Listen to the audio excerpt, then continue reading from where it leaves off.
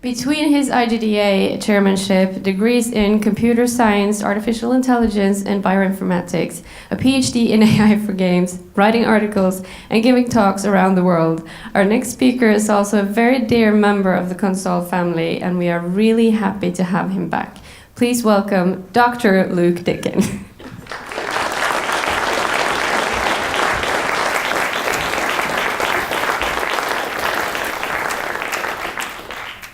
Hi folks. Oh, there we go. So, while I'm plugging this in, thanks everybody for turning out. I know it was a good night last night. So it's great to see the room kind of full. A little bit intimidating, because if I'm not good, you're just hungover and angry. Okay. So, session today, after I empty my pockets so that I'm not dropping stuff. Today we're going to be talking about from 0 to 300x. And this is lessons learned from a small team turnaround. So quick about me slide. I think some of you probably know me from the years that I've been presenting here, but I started gaming before I could talk. It's been pretty much in my blood. My mum was an IT programmer. My dad was a manager. And I kind of had a destiny before I was born, effectively. As Ingvild said, a whole bunch of degrees in AI and AI-related fields, including a PhD that those of you who've been playing along, I have finally fucking finished. I'm done. So, thank you.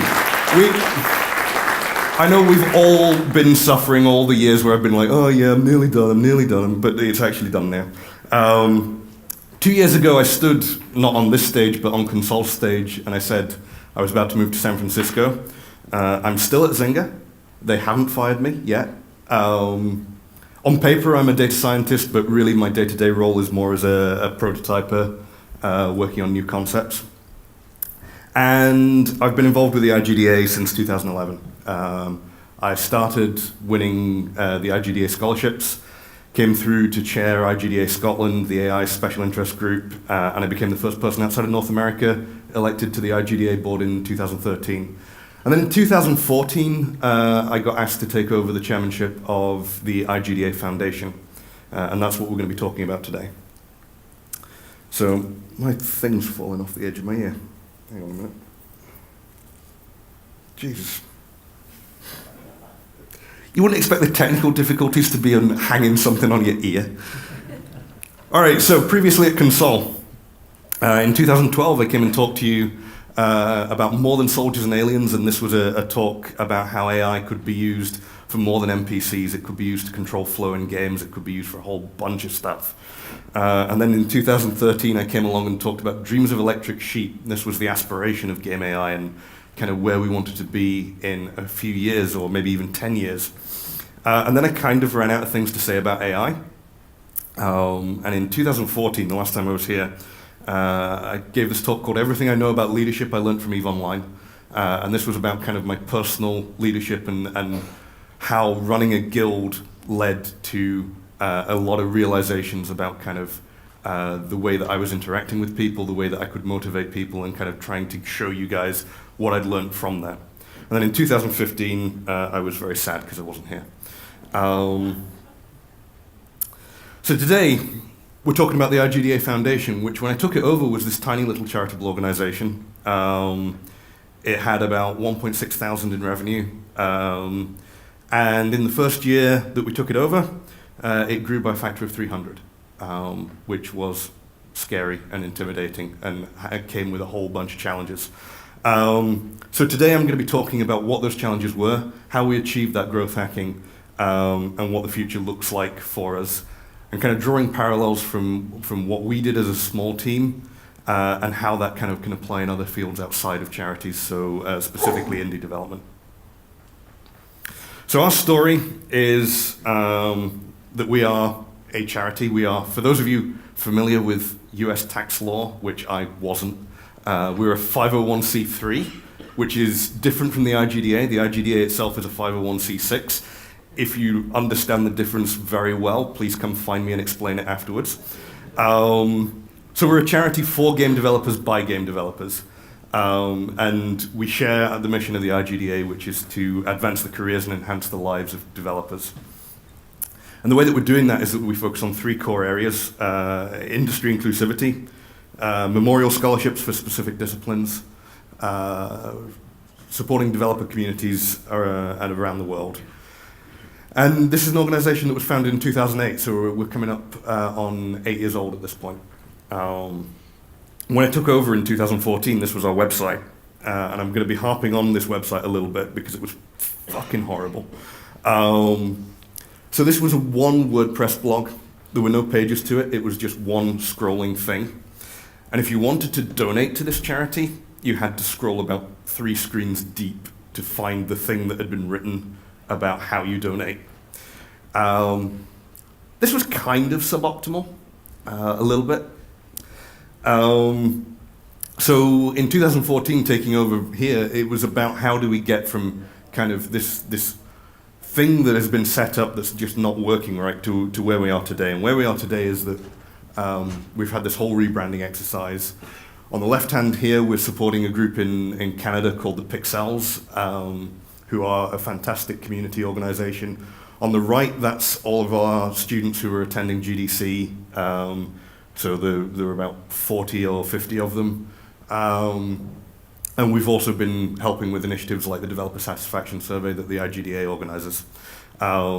So we've kind of grown from this kind of thing that was doing, we were making 1 award basically into something that is touching, we reckon, about 500 people a year. We've got a volunteer organization of about 60 now, 6-figure budget. We've become kind of a significant presence in the industry, or we'd like to think we were. So the kinds of things that we're doing, the IGDA Scholars is probably our flagship program. We run these at conferences around the world, and it's an opportunity for students to have kind of a once-in-a-lifetime experience. So we pick the best and brightest. In fact, it says it on the logo there. And we bring them to the event. We're now covering your travel and accommodation. We get you VIP access to the event. You'll have kind of individual Q&A sessions with senior figures in the industry, and all this kind of really amazing stuff that many people, including myself, kind of credit for launching our careers. So we took that program and we've added now the Women in Games Ambassadors, which is kind of a similar thing that runs at GDC that's women only. And we're also running a grants program, and we don't have a classy logo for that, so I just stole a bit of stock art. But we're supporting communities like the Pixels, like IGDA chapters, so IGDA Scotland, IGDA North Carolina, and a whole bunch of others that I can't bring to mind off the top of my head, to kind of execute and build their communities up. And this is the kind of thing that we're doing all the time. And I've been talking a lot about the Scholars Program, so a quick shout out and local reference, because we've got 5 scholars who should be in the room, but might be off doing something else. But Ingvild, Anders, Karsten, John, and Morten, you probably know them from the local community. These are all folks who've come through this program, and I hope to see many more names from Norway in the next year, because you guys were not listed in 2016, so get to it. And we couldn't do all of this stuff without swiping the right way on the slide, I guess, without significant industry support. So we're really happy to be supported by a whole bunch of studios, and we get a lot of support from GDC, from Tokyo Game Show, from CDEC. And I want to particularly call out Double Fine today, specifically because they're here. You know, we've got great representatives from Double Fine in the room, but Double Fine is very near and dear to our heart. In fact, we gave Tim an award on behalf of the studio back at GDC. When we had the award made up, we made the dedication, and we wanted to put how many years, you know, in recognition of X years of supporting future game developers. And when we sat down and tried to work it out, we couldn't actually figure out what that X should be, because Double Fine's support for the foundation actually predates our institutional memory of what has happened in the foundation. So we kind of fudged it, and we just went, oh, for many years off. But you know, this is the kind of thing that is making all of this possible. So today, on this stage, I'd like to really recognize Double Fine again for their support. Okay, so how do we go from this tiny little, shitty little charity to what we are today? How do we do that? Okay, so the first thing that you've got to do is you've got to start thinking about, this is all going to be memes from here on in, just so you know. So you've got to start thinking about what your product is. So I told you up front that we were a charity for game developers by game developers, but that is kind of a very nebulous kind of statement. It doesn't really say a whole lot. And when you say you're a game developer, that kind of doesn't say a whole lot either. What kind of games are you making? What are you actually doing that's kind of going to make you better than just like, oh yeah, I make games? Who cares? Everybody makes games. Whole room full of people making games. Like, starting to work out what your product is really significant. And then what makes you unique? So for us, like the Scholars Program is one of the things that really makes us unique. Figuring out what you do that is different from everybody else is really, really important. I mean, you just heard about an opportunity to sort of collaborate together and kind of talk and engage with other studios. Because industry competition here is slightly different. But if both of you are working on, the next MOBA, then you've kind of not got that same collaborative culture because you're kind of competing. So figuring out a way to be unique is important, particularly in your local community. And then you kind of figure out a way to position yourselves within the market and find out how to kind of be unique and be kind of set apart from everything else. So, for example, right now, honestly, I've been away for 2 years, so this may not be current, but Henchman and Goon have this thing that's a 2D side-scrolling thing called Phlegm. Yes, I knew that.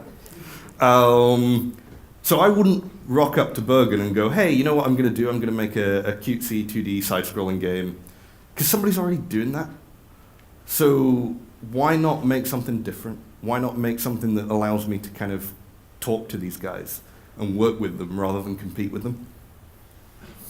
So that's kind of your product development kind of ideas. And that's what we did at the foundation. We were kind of like, okay, well, what else is happening in the space? Who else are doing things? Like, how can we take what we're doing and figure out how to make ourselves unique? So the grants came about because there was a big need for that.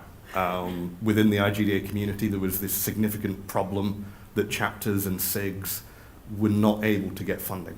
And that was a real challenge because they wanted to be holding events, they wanted to be doing bigger and better things. But when you have to do it without a budget, that's really hard. So that was kind of one piece of our product development, was figuring out that, okay, well, that's something that we need to be doing. At the same time, we had this Scholars Program. The Scholars Program actually predates the foundation by quite a margin. But we kind of stole it when I took over the foundation. So the IGDA was running it, and I'd been running it personally. And I was like, well, okay, well, let's just bring it over, because at the end of the day, the foundation is about education and kind of all this good student outreach stuff. So this core piece should come over with us. But it's something that we do better than anybody else, and that's where the Women in Games ambassadors came from. This is something that we can double down on. This is our unique selling point. Let's actually now start fundraising for this. Let's find a way to kind of build this up and build this out. So when we start talking about fundraising, when we start talking about kind of all this kind of thing, we're talking about kind of finding ways to communicate with stakeholders. And what's really important is kind of identifying who your stakeholders are even. So as a game studio, you probably start out and you have an implicit kind of understanding that your audience is gamers, okay? But that's not quite the whole story, right? Because if you're going to put together like a job ad, you're not going to put that out to the gaming population because you'll get some fucking knuckleheads. What you're going to do is you're going to find a way to reach out to the industry. And that's going to mean that you are doing the same thing. You're identifying an audience. You're framing a message for that audience that has a call to action. Same thing when you reach out to investors, right? You're not going to tell them about how amazing like level 20 is. You're going to start talking about it in terms of like business development, corporations, what's the ROI going to be if you invest in us, this kind of jazz. Tailoring your story to your stakeholders is something that we were uniquely poor at to begin with, mostly because we were scrambling around. The blog posts that we were writing on our shiny new website were basically when I had a minute to bash something together. And it wasn't being done with the kind of mindful intent that it needed to be done with. And now we're getting a hell of a lot better with that. We're getting to a point now where we actually have like reports for our donors, and we have quarterly check-ins with people, and we've got this kind of varied and layered messaging system where if we want money from somebody, then we're going to reach out and we're going to kind of talk about all the good that we're doing, and hey, why don't you give us some money? But at the same time, like if we want you to apply for the Scholars Program, we're probably not going to hit you with the, hey, why don't you apply for the Scholars Program and give us some money? Because like students don't have money. And it's important, right? Tailoring your call to action around who your audience is going to be is great. You're not going to send your job ad to your gamers. You're not going to send like a pitch about how awesome, well, all right, so you shouldn't send a pitch about how awesome your game is to like the industry. Although if you hang out in fucking any Facebook group out there, you see people doing that constantly. But like as a developer, who the fuck cares? Like, great, you're making a great game. I don't really care. Like, are you hiring? Great, then I will come and talk to you about that. Tailoring your message is so important. But also understanding what your message is and understanding like the value proposition of crafting that message is really important. So for us right now, I don't know if Amazon Smile is a thing in Norway, but it is in America. And it's this thing where basically as a charity, you can kind of sign up for it. And when people buy like through Amazon Smile on your behalf, you get a kickback, basically. You get a percentage of the purchase sent to the charity, which is great. We've been a member of that program now for 2 years, and I haven't promoted it once. And that is actually intentional for once. That's not just me being shit. So the reason for that is that Amazon Smile, I said it was a percentage. That percentage is 0.5%. So we get half a cent for every dollar spent. Right now, in the place that we are, it is not worth half a cent to us to give you warm fuzzies to feel like you've contributed to our cause. We need a hell of a lot more than half a cent on the dollar. In order to get $20, hang on, I had got the math all done in my head and I forgot about it. So in order to get $20, we need you to spend $4,000 on Amazon in order for us to get $20 from you. That's not a good value proposition. If I can reach out to this whole room, like chances are, just rule of thumb, we're probably going to get at best 10% actually taking us up on it. We're going to be lucky to get $20 from this entire room through Amazon Smile. And that's why we don't promote it. Because at the end of the day, I can probably walk out into the audience now and glare at people and get $20.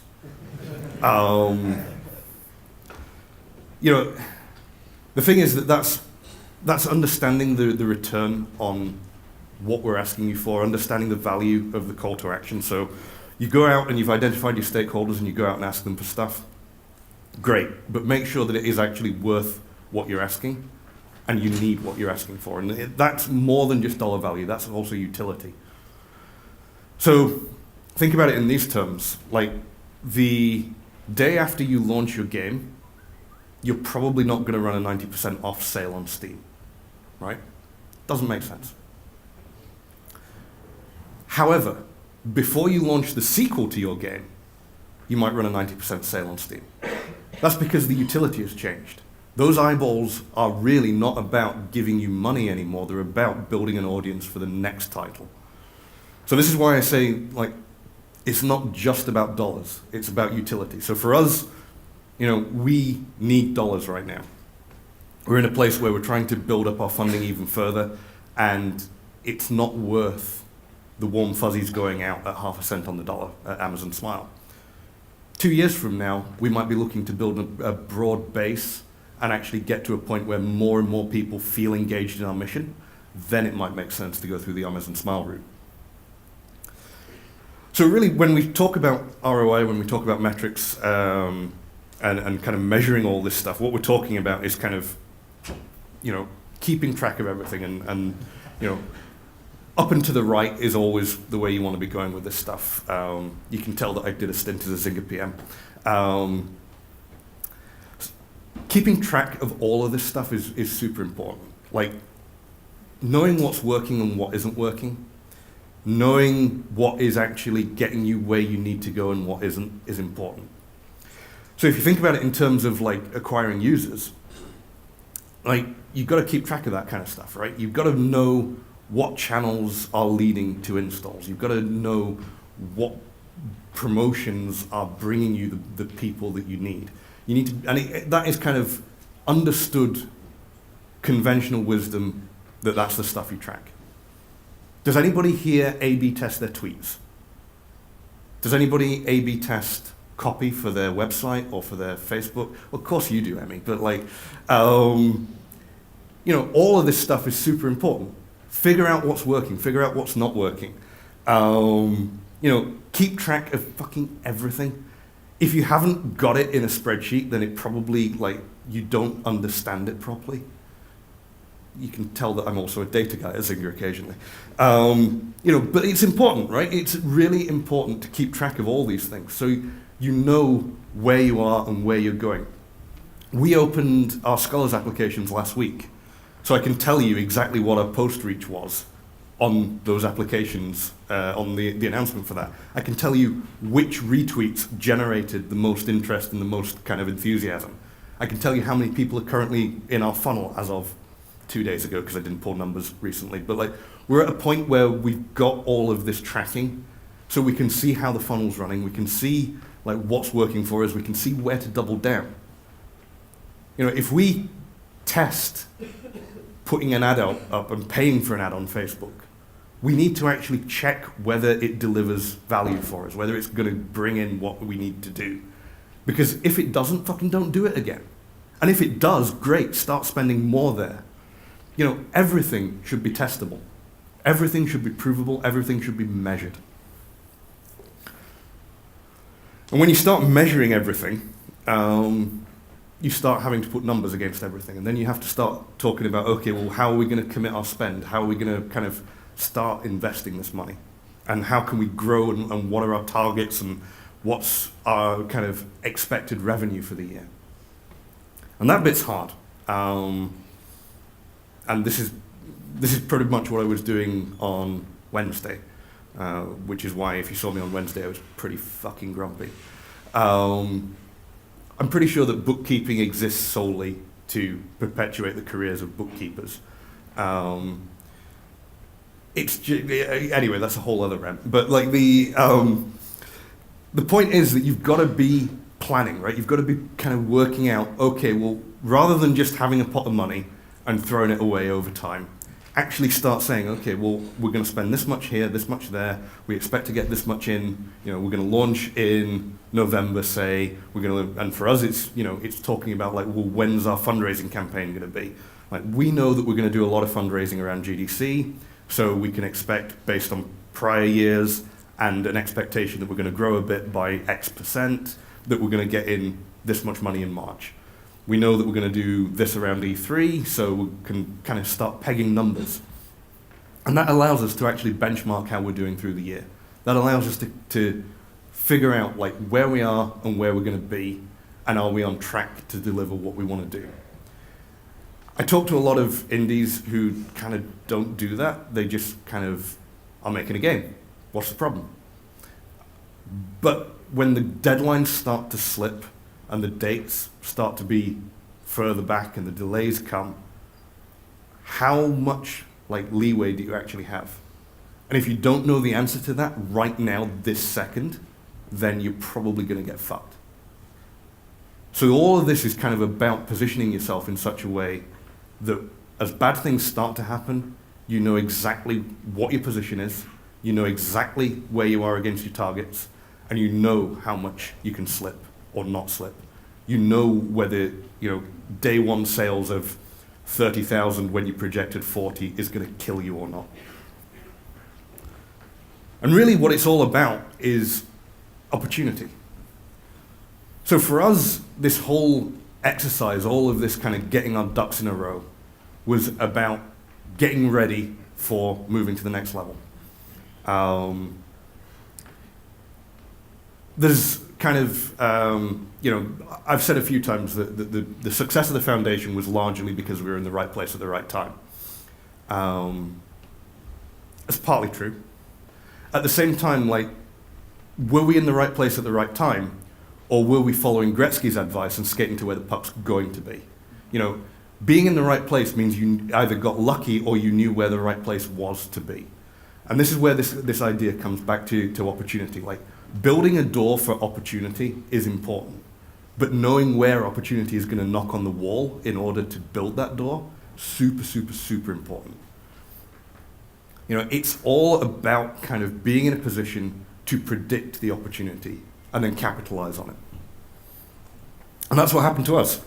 We were in a really great position, coming out of kind of Q3 2014. We got ourselves this shiny new website.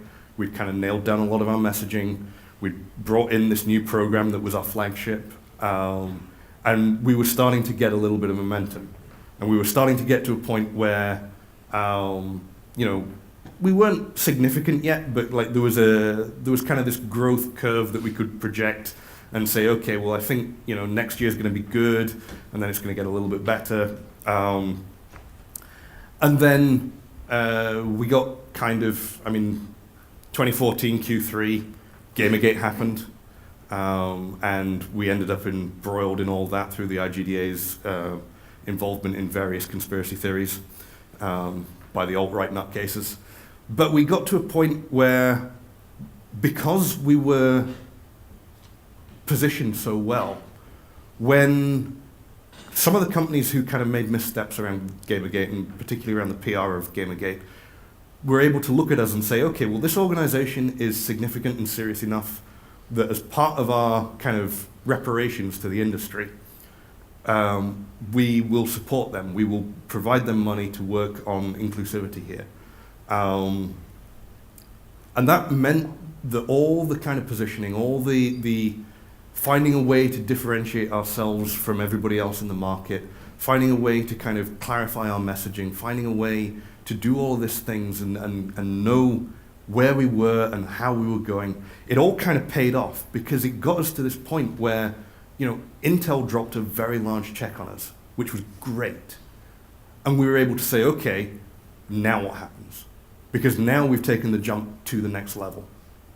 And that is the kind of the epitome of opportunity knocking, right?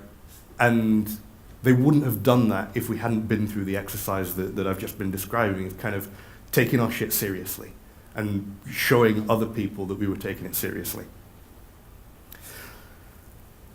So we ended up in a position where, off the back of all this kind of positioning ourselves and growth hacking and all this kind of stuff, we got to a point where we just took off. And for another, in games, that looks like a mitigated success of your first release. You finally crossed the line, you managed to get it out, you managed to ship it, and holy shit, it's suddenly the front page on Reddit. And it's taken off, and Apple feature it, or whatever platform you're on. And suddenly you've got this hit on your hand that you weren't expecting it to be a hit, but great, okay, the money's pouring in, what do we do now? So for us, it's been the big challenge of kind of our whole, maybe the last year, has been kind of what happens next? How do we go from, okay, we've got this big check, to, okay, we're actually stable? So the first thing to do is to start thinking about your team. It's really kind of important that you grow your team intentionally.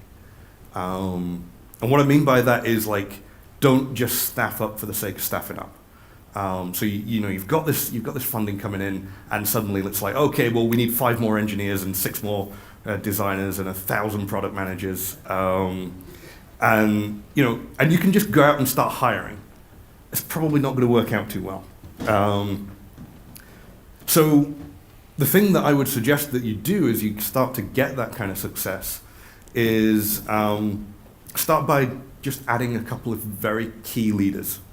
And for us, we brought in Molly Profit, who runs the Scholars Program, probably mid-2014. Kat joined us as the Women in Games Ambassadors in Q1 15. And then just recently, we hired Jen McLean as our Managing Director. So Kat and Molly are volunteers, and they're our program leads. So as we built out those programs, we found a key person, somebody who we trusted implicitly, somebody who we knew would deliver absolutely what we needed, and we brought them in. And we gave them basically their own team. Staff it up however you want, do your thing, you're empowered.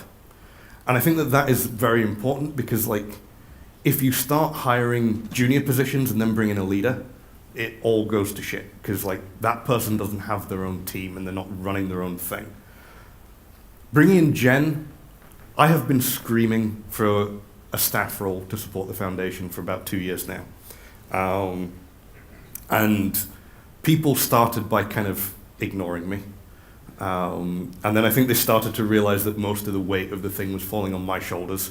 And when we were tiny, that was great. And when I was doing my PhD, that was great, because I fucking wanted something else to do than my PhD. And then having got a day job, it became just way too much. But even still, even with that level of need, we took probably about a year over the actual hiring and finding the right person, the right fit, because culture fit is the buzzword that gets thrown around, but it's very important. I trust Jen implicitly. I would give her my password to my computer or my bank account or anything. Jen is absolutely the right person to be running our stuff, but it comes back to hiring and building out intentionally.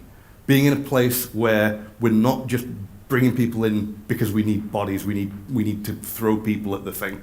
We actually need to kind of be growing intentionally, because at the end of the day, we don't know what's going to happen next, and this is really important. You never know what the next step is going to be. So you've made your first release, and it went really well. Does that mean that the second release is going to go well? Probably not. It's not guaranteed, at least.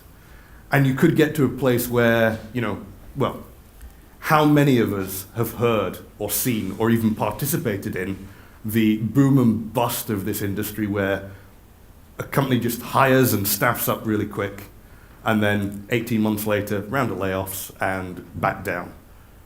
We are such a volatile industry, and that's, to an extent that's true for a charity adjacent to this industry. Things can go well, and then things can go poorly.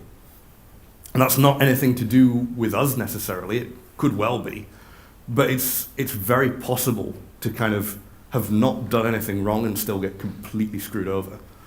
And we see that time and time and time again in the industry. And really the big message of what I really want to be talking to you about today is kind of this slide. So I started out by saying that we grew by a factor of 300, because that's a big number and it sounds great. The trick about growth, particularly at that scale, is sustainability. Being able to actually make sure that you didn't just grow by a factor of 300 and then disappear into the night, but you grew by a factor of 300 and then you're here again next year and the year after and the year after. For what we're doing for the foundation, I see a real need in the industry for our kind of organization. That's why, I don't get paid for the foundation, and I still throw a good 10, 20 hours at it every week, because it's important, it's significant, it needs to happen. Somebody needs to be supporting the industry in this way. And we need to make sure that we're going to be here. And that's where the sustainability comes in. We could take our Scholars Program take this nice big check, and we could run a Scholars program at every event, everything going. We could be at GCAP, we could be here in Konsoll, we could be at Nordic Game. Pick an event, we could be there. We can afford to do that this year. Next year, we can't, because we've burnt the money and we've not acted with this kind of intent and this kind of plan and this strategy. The trick to the whole thing is about making sure that you build the foundation up, rather than just ramping up over the cliff, actually build the cliff out. So when you've had your big success, when you've kind of had your first game, and you're swimming in money, or you've had a contract from Sony and you're like, oh, yay, that's probably the time when you're going to start thinking, hey, we've built this amazing 2D side-scroller. Ingvill's in the front row, it's easy to pick on 2D. Okay, let's make a VR game. Why? That's not where you had your success. And you've got the money right now, but it's not building for sustainability.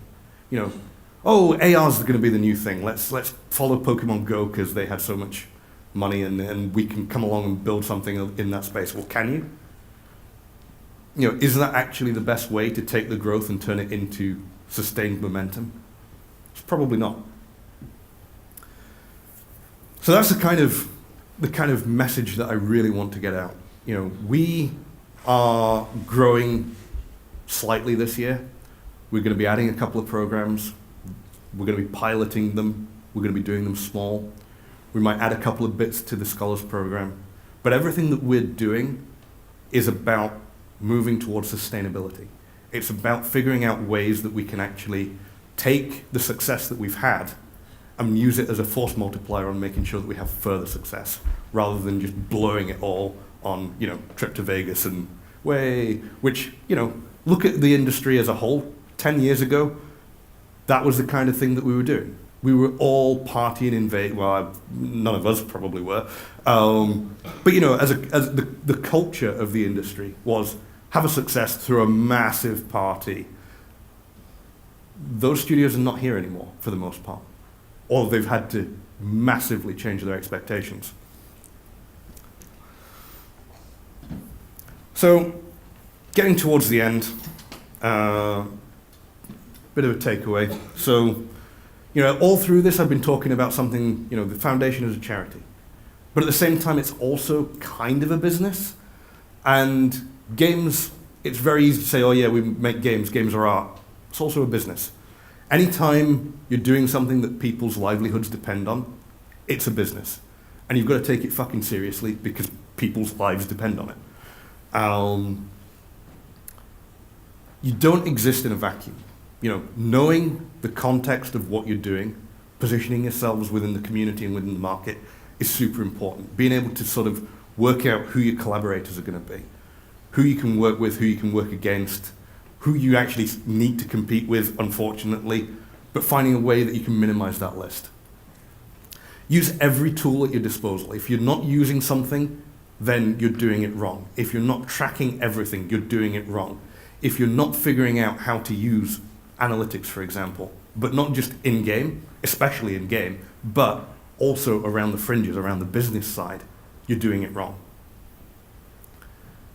Success in this industry, success in any industry, but particularly in this industry, is never guaranteed. That is just the reality of where we're at. We could be in a place where, you build the best game ever. Absolutely amazing. It's a masterpiece. It's a work of art. And you release it the week that Niantic put out Pokemon Go 2. Guess what? You're going to get fucking buried. Success is never guaranteed. But the trick is to stack the odds in your favor. The trick is to go in and figure out how to manipulate things so that you're actually more set up for success. So that when the opportunity comes along, you can capitalize on it. Figuring out how to kind of position your product, your business, and your mindset to take advantage of any opportunity. Not just like some big success, but little success as well. And you should be thinking long-term, or thinging, apparently, because, okay. This is the second time I've given this talk, and this is the first time I've spotted that typo. But think about it, think about things long-term. What happens next? What happens when this product ships? What are you going to do next? What happens when the deal expires? What happens when you run out of money? What happens when the rent is due? What happens when the lease is up? Think about, the next thing. Always be kind of thinking and always be planning. If you're not planning about what happens, if you're not contingency planning, if you don't get to a point where, fucking a meteor hits your office and you go, okay, plan F, then you're kind of doing it wrong. So I'm going to put some of this into practice right now, because I had a bit of an ulterior motive in coming to talk to you today. So having identified some key stakeholders who are, developers, indie developers, very successful little community here, I have a plan about how I would like to grow the foundation, and I would like for you to give me your money. No, but seriously, this is kind of a prime example of the kinds of things that I've been talking about. Okay, I'm here, I'm telling you about the foundation, I'm showing you how we kind of positioned ourselves and how we set ourselves up for success. At the same time, there is a reason I'm here. And the reason that I'm here is that I want you guys to get involved in our mission. And the way that I want you to get involved in our mission is by supporting us through charity bundles. I mean, it is the prime way that you guys can help us, is when you get into a Humble bundle or something like that with your shipped products, please, please, please tell them that you want to support the IGDA Foundation. Humble, in particular, takes advice from the people who are participating in the bundle as to which charities to support. And we need to do outreach to you guys to ask for that, because in the hierarchy of charities, it goes earthquakes, diseases, kids, dogs, game developers. So it's not front of people's minds, but at the same time, this is so significant for us. This in 2015, we raised 100 grand through Humble. That is not nothing. That helps us, significantly. And that was actually thanks to Monochrome Games. They were the ones who said, you know what, we want to be in this bundle, but we want to do it for the foundation. And huge shout out to Monochrome for that. But please, please, please consider doing that for us. And if you don't want to do that, you could just, PayPal, or I will accept cash. But equally, we can help you. We're accepting grant proposals right now. So anything that is supporting developer communities or initiatives that are promoting industry inclusivity, we want to hear about it. We can probably help you or maybe help you with funding, but we also just want to know what you're doing. We're particularly interested in proposals with clear aims, because we've had a few recently that kind of didn't have that.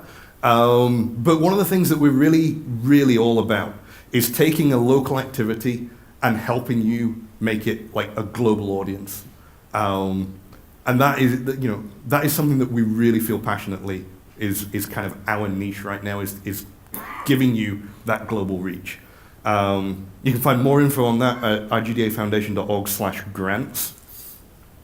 I've talked quite a bit about the scholarships. We've got a number of recipients in the room, so please talk to them and hear their stories. We're now taking applications for the IGDA Scholars. That's running right now today. I think that's open through early December. Women in Games Ambassadors will be opening up soon. The Eric Dibson Memorial Scholarship for AI that myself and John Armstrong won, that it will be opening up shortly. And if you sat there thinking, well, I'm not a student, why do all these students get all these fucking opportunities? I'm really sick of students. If you're mid-career, we're not announcing anything yet, so this is kind of the pre-announcement. But if you're mid-career and you want to come to GDC and you think that the scholarship program sounds cool, keep an eye on the website, because we'll probably have something for you soon. And that's it. You can get hold of me at luke@igdafoundation.org. Follow us on Twitter @IGDA Foundation, facebook.com/IGDA Foundation, and the website is igdafoundation.org. And that is the most times I'm going to say IGDA Foundation on one slide.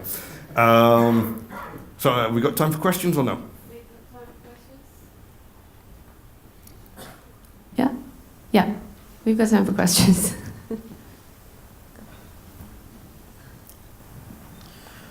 Hi.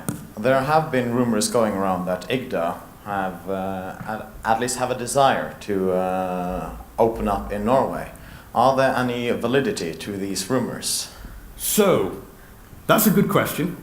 As a representative of the IGDA Foundation, I am not privy to what's going on the other side of the house, so I wouldn't like to speak for them. I've certainly heard that rumor told to me over the last couple of days, so I can confirm it's a rumor. I don't know, like because of the kind of the delineation between the two organizations, you would have to talk to Kate or Tristan on the other side of things to kind of get any clarity on that. But for my part, I don't see, like, what I will tell you is that maybe 3 years ago, that was kind of on one of my visits here, we started a conversation around that. So I personally would like to see it happen. And that's all I can say. That's all I know. It's not all I can say, it's all I know. Any other questions? Okay, thank you so Awesome. much, Cheers. Luke.